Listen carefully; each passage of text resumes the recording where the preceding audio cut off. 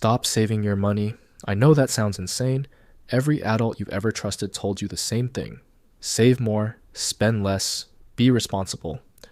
And maybe you've been trying to do exactly that. But here's what they never told you. Saving money is not a strategy. It's just fear dressed up as discipline. And I say that because I lived it. When I was younger, I thought I was doing everything right. I had a small amount saved each month. Not much, but something. And I told myself that was enough.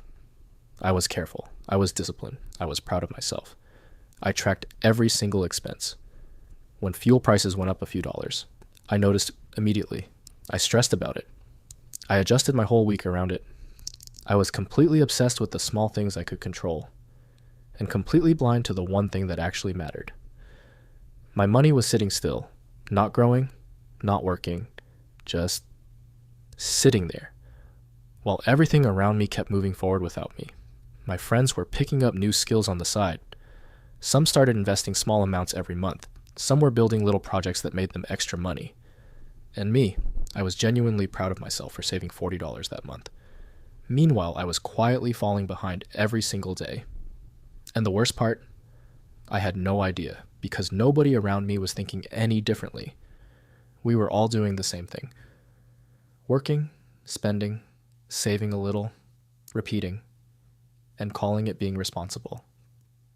But responsible and free are not the same thing, and I didn't figure that out until it almost cost me years. One day I sat down and actually did the math. 2 years of saving, every month putting something away, skipping things, saying no, being careful. And when I looked at what I had built after 2 years, it was enough to cover one bad month. That was it. No growth, no momentum, no freedom. Just enough to survive one emergency. And I remember thinking, this cannot be the plan, because it wasn't a plan. It was just fear in a bank account. I realized something that changed everything for me. Saving keeps you alive. It does not build a life. The people moving forward around me weren't saving harder. They were doing something completely different with their money and their time. So let me show you what actually moves the needle. The first move. Put your money to work.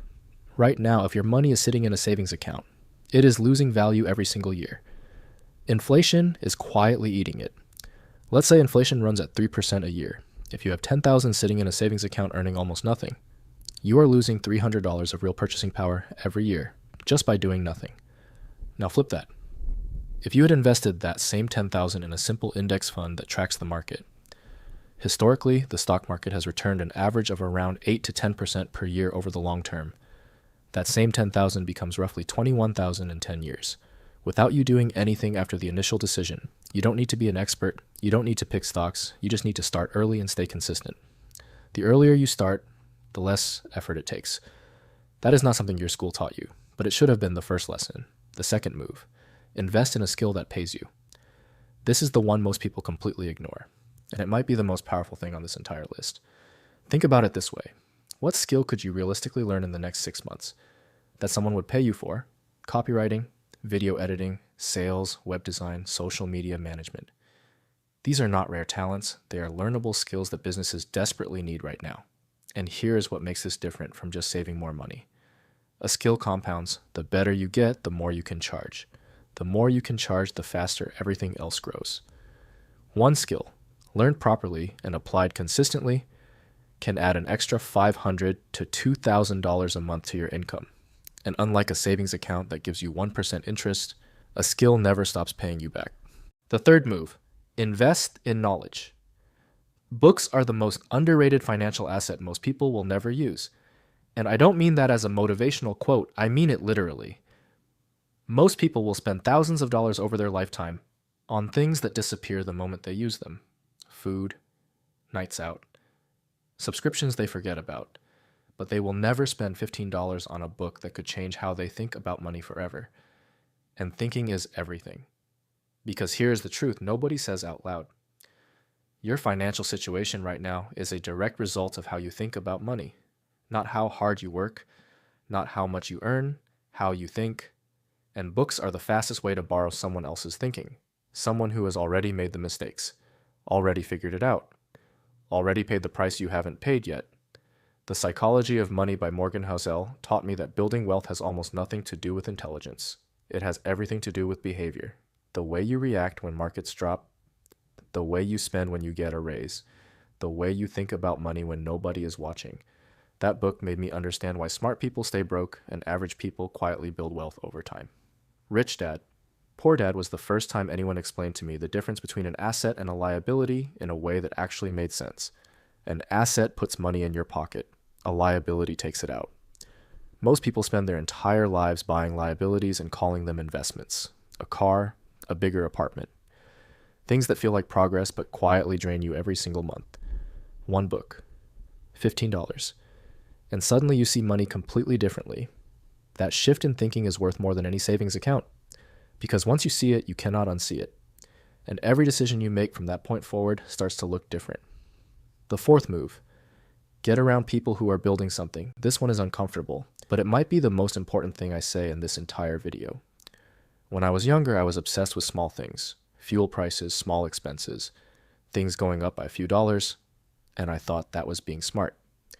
But the real reason I was obsessing over small things was because nobody around me was thinking about big things. My environment had a ceiling, and I didn't even know the ceiling was there. Here is something that took me too long to understand. You cannot want something you have never seen up close. If everyone around you is just working their job, coming home tired, and spending the weekend recovering, that becomes your definition of normal, and normal feels comfortable. Even when it is slowly costing you everything, find someone who is further ahead than you. It does not have to be a formal mentor. It can be a community online, a podcast you listen to every week, someone you follow who is building what you want to build. The goal is not to copy them. The goal is to expand what you believe is possible for you. Because your beliefs set the limits of your actions, and your actions determine your results. Change who you learn from, and you will slowly change how you think. Change how you think, and you will slowly change what you do. And what you do every day is what your life becomes. It really is that simple, and that hard. The fifth move, build a second income stream. Your job is not a financial plan. I want you to really hear that. Your job is a starting point, a foundation, something to build from. But one source of income is fragile in a way most people don't realize until it is too late. One decision from someone above you. One bad month for the company, one restructure, and everything you depend on disappears overnight. That is not being negative. That is just reality. So start building something on the side. Now, while you still have the stability of your job, it does not need to be big. It does not need to make you rich next month. It just needs to exist.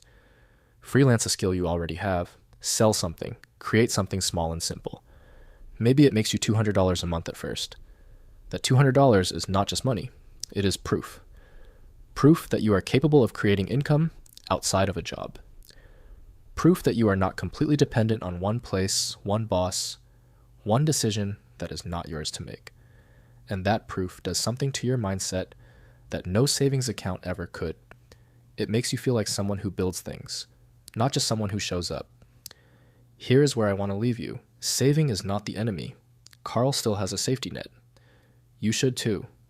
But if saving is the only thing you are doing with your money right now, you are slowly running out of time with cash in your pocket. The 5 moves I just gave you are not complicated. They do not require you to already be wealthy. They do not require you to be the smartest person in the room. They just require one thing, a decision. A decision that where you are right now is not where you want to stay. I started this channel because nobody sat me down and explained any of this when I was young. I had to figure it out the hard way. Slowly, with a lot of wasted time in between. Every video I make here is what I wish someone had told me at 20, so if this gave you something today, you already know what to do.